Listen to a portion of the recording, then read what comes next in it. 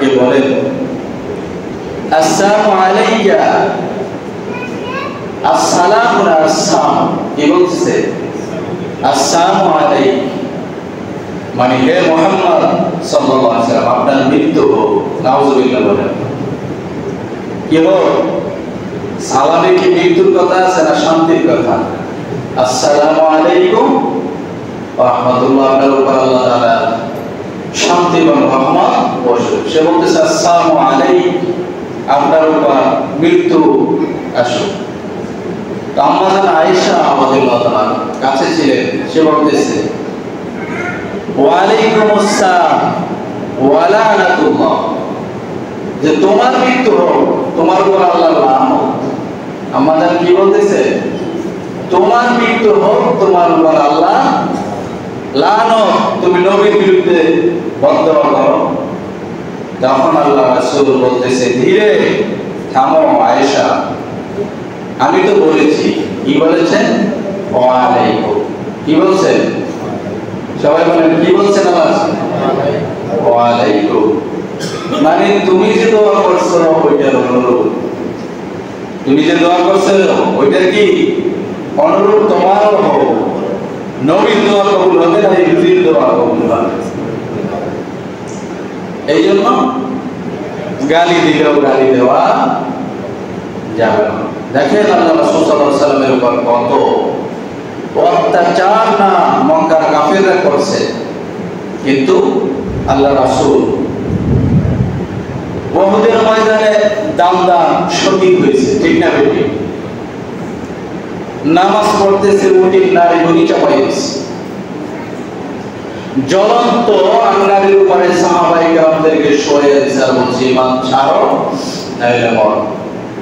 উত্তপ্ত বালুকার রাশির ভিতর, গরম বাড়ির ভিতর, মরুভূমির ভিতরে পাথর চাপা দিয়ে শোয়ে রাখছে। শেষ পর্যন্ত মক্কায় থাকতে পারে নাই, হিজরত করতে বাধ্য করছে। নিজের ঘর বাড়ি ছেড়ে দিয়ে আরেক জায়গায় চলে যাওয়া অনেক কষ্ট, ঠিক না বেটি? যারা 15 বছর করছেন তারা জানেন, ঠিক না বেটি?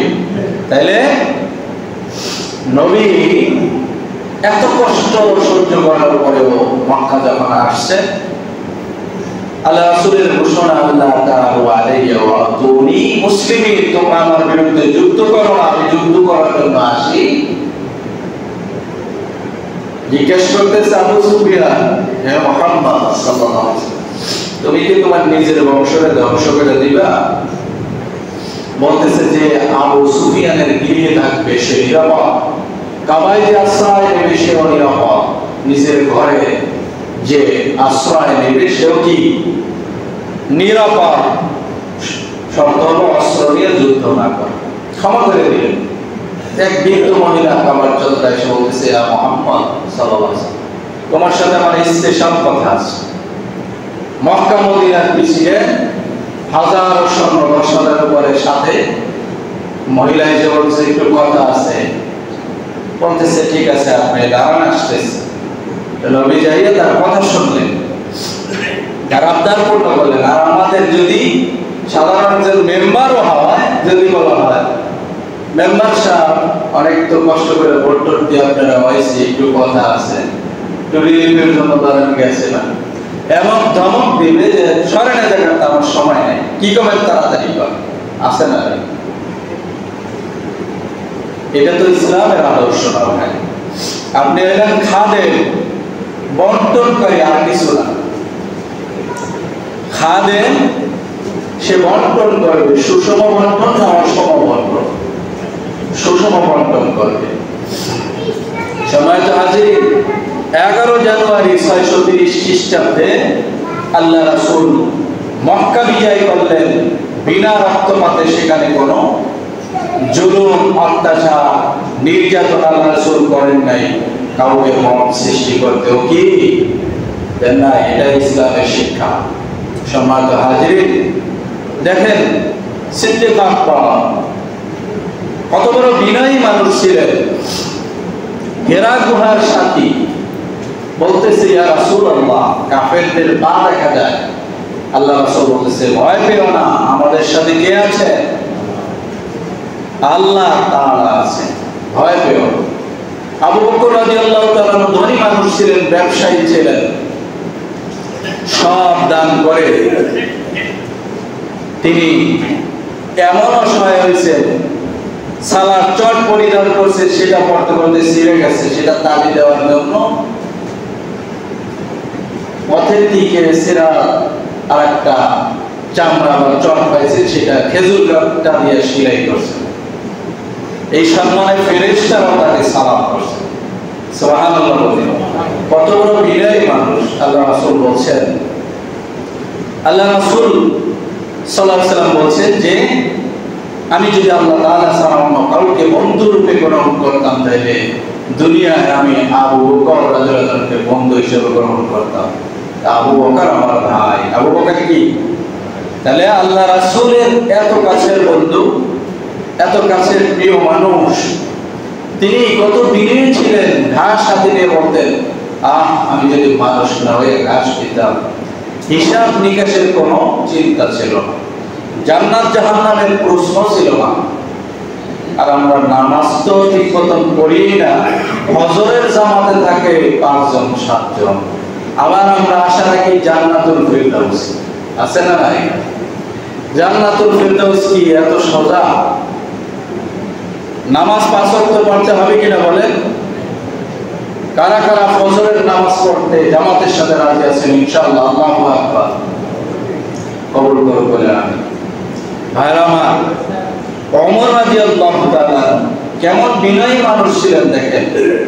আল্লাহ রাসূল বলেন, লাউ কানা বাদি নাবিয়্যুন লাকানা ওমর, যে আমার পরে যে যদি কোনো নবী হইতো, তাহলে সে হইতো হযরত ওমর। কে হইতো? হযরত।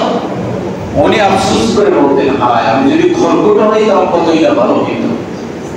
উনি আফসোস করে বলেন, আমার মা যদি আমাকে জন্ম না দিত, আমার কতই না ভালো হইতো। জানি না আখিরাত থেকে আমার কি অবস্থা হবে। আমি ওমরের ভয় হয় কিয়ামতের ময়দানে যদি ঘোষণা করা হয় সব লোক জান্নাতি, একটা লোক মাত্র জাহান্নামী। আমার ভয় হয় না জানি সেই লোকটা আমি হয়ে যাব। আবার জান্নাতের আশাও রাখি যে সব মানুষ যদি জাহান্নামী ঘোষণা করা হয়, একটা লোক জান্নাতি, আমি আশা রাখি সেই লোকটা আমিও হতে।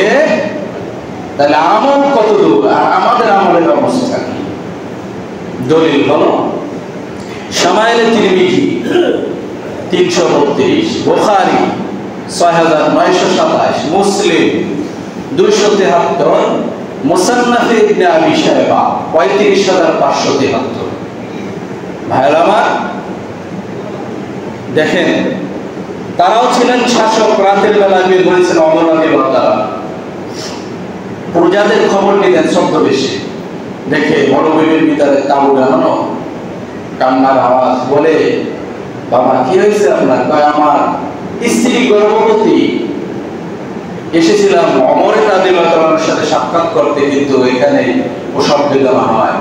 রাত্রিবেলা উনি সাথে সাথে ঘোড়া হাঁকায় চলে গেলেন বাসায়।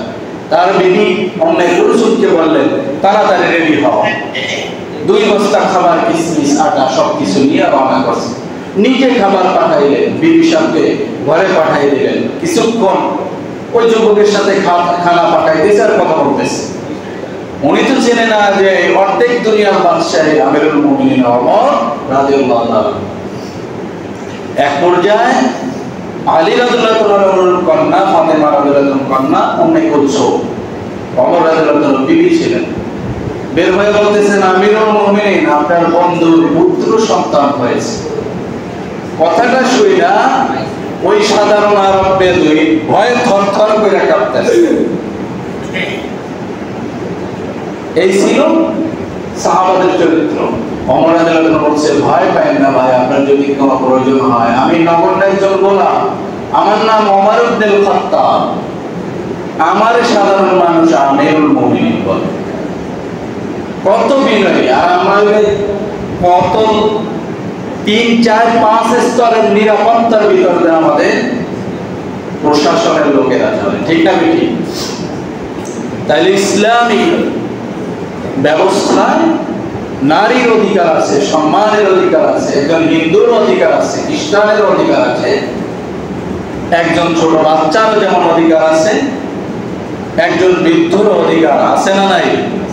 সবার অধিকার রক্ষা করতে হবে। আল্লাহ পাক আমাদেরকে মানবাধিকার, প্রত্যেকে মানবাধিকার ফিরিয়ে দেওয়া, যাদের অধিকার সেটা প্রতিষ্ঠিত করার তৌফিক দান করুন বলে আমিন।